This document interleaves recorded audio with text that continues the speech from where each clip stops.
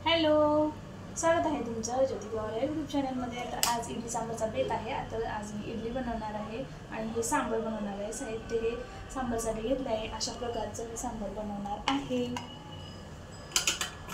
तुम्ही पाहू शकता मी सांबारची काय तयारी केलेली आहे। मी वांग कट करून घेतलं आहे, धुवून बटाटाही मी कट करून घेतला आहे, साल काढून वगैरे, भोपळ्याची साल थोडीशी काढून तेही कट करून घेतलं आहे। टोमॅटो, कांदा हे सर्व मी तयारी अशी सांबारची केलेली आहे। आणि कुकरमध्ये मी थोडंसं तेल टाकलं, जिरे मोहरी टाकली आणि कढीपत्ताही टाकला आहे आणि हे सर्व भाज्या मी टाकून घेतल्या आणि त्याच्यामध्ये थोडंसं लाल तिखट टाकलं, हळद टाकली आणि चवीनुसार मीठ टाकलं आणि छान असं परतून घेतलं। आणि त्याच्यानंतर तुरीची डाळ पण मी धुवून ठेवलेलीच होती साईडला आणि नंतर तुरीची डाळ टाकून घेतली आणि पाणी टाकलं त्याच्यामध्ये एक ग्लास भरून, 1 ग्लास 1.5 ग्लास मी पाणी टाकलं अंदाजेच असं। आणि पाणी टाकल्याच्यानंतर मी कुकरचं झाकण लावून दिलं आणि त्यांना 3 शिट्ट्या होईपर्यंत छान असं मी शिजू दिलं त्याला। आणि कुकर होत होतं तोपर्यंत मी इडलीची चटणीची तयारी करत होते। तर तुम्हाला मी दाखवते, मी नारळ सकाळीच फोडून घेतला होता। नारळ फोडून त्याचं सर्व काढून घेतलं आणि बारीक असं नारळ मी कट करून, ओल्या नारळाचीच मी चटणी करते, तर ते कट करून घेतलं। आणि तुम्ही पाहू शकता माझी चटणीची तयारी, शेंगदाणे कच्चे आणि मिरची, कोथिंबीर हे सर्व मी साहित्य कट करून घेतलं।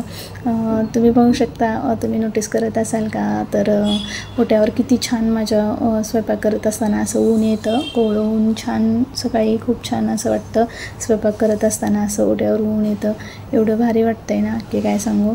माझी तयारी चालू होती चटणीची आणि माझी चटणी मी चालूच होती ती करून घेतली आणि मिक्सरवरती थोडंसं माझी मिक्सरवरती चटणी सुरू होती आणि मी इकडं वाटीमध्ये पाणी टाकलं आणि चिंच भिजायला ठेवली सांबारसाठी। तर चिंच तोपर्यंत भिजत होती, मग मी चटणीलाही तडका देत होते आणि मी पातेल्यामध्ये चटणी वाटलेली काढून घेतली मिक्स करून एकसारखी। आणि मग पातेल्यामध्ये इकडं मी दुसऱ्या पातेल्यामध्ये गॅसवरती तेल टाकलं, जिरे मोहरी टाकले आणि एक मिरचीचा तुकडा असे टाकले आणि कढीपत्ता वगैरे टाकला। नंतर मी कोथिंबीर पण टाकली त्याच्यामध्ये आणि फोडणी करून घेतली आणि चटणीमध्ये टाकून एकसारखी करून मी साईडला ठेवून दिली। तर तुम्ही पाहू शकता माझी चटणी ही तयार आहे। आता सांबारची तयारी, माझा कुकर ही थंड झालेला होता आणि तुम्ही पाहू शकता किती छान शिजलेला आहे सर्व। मी असं जरा फेटून घेतलं आणि हे चिंच ही अशी भिजलेली होती, तर मी हे सगळं पूर्ण असं स्मॅश करून घेतलं हातानेच आणि त्याचा गर साईडला काढून ठेवला आणि त्याचं सांबारचं सगळं शिजलेलं होतं त्या साहित्यामध्ये मी टाकून घेतलं आणि ते चिंचेचं जे होतं ते मी टाकून दिलं नाही, तर ते मी इडलीच्या भांड्यामध्ये वापरणार होते। त्या इडलीचं भांड्यामध्ये पाणी टाकलं आणि ते उकळून उकळून खूप भांडं काळं होतं, तर त्यासाठी ना ही चिंचेचं जे आहे साल्ट निघालेलं आपण, तर ते आपण फेकून द्यायचं नाही, त्याच्यामध्ये त्या पाण्यामध्ये आपण टाकून ठेवायचं आणि इडली करत असताना ते भांडं आपलं काळं होणार नाही।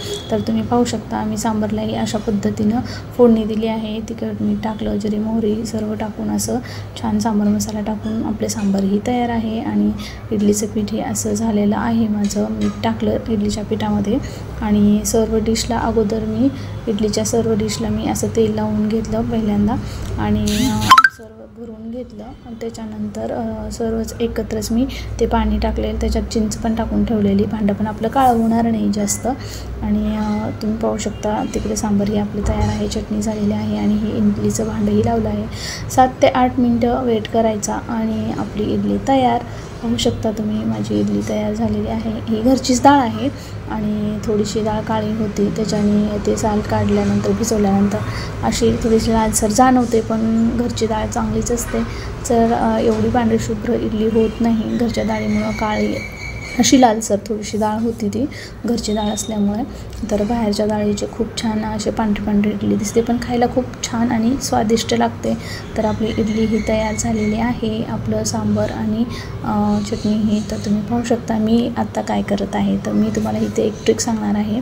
आपली इडली सर्व करून झाली की त्याच्यामध्ये जे गरम पाणी असतं, सर्व प्लेट आपल्या त्या इडली पात्रातच अशा लावून ठेवायच्या आणि ते आहे ते स्वच्छ निघून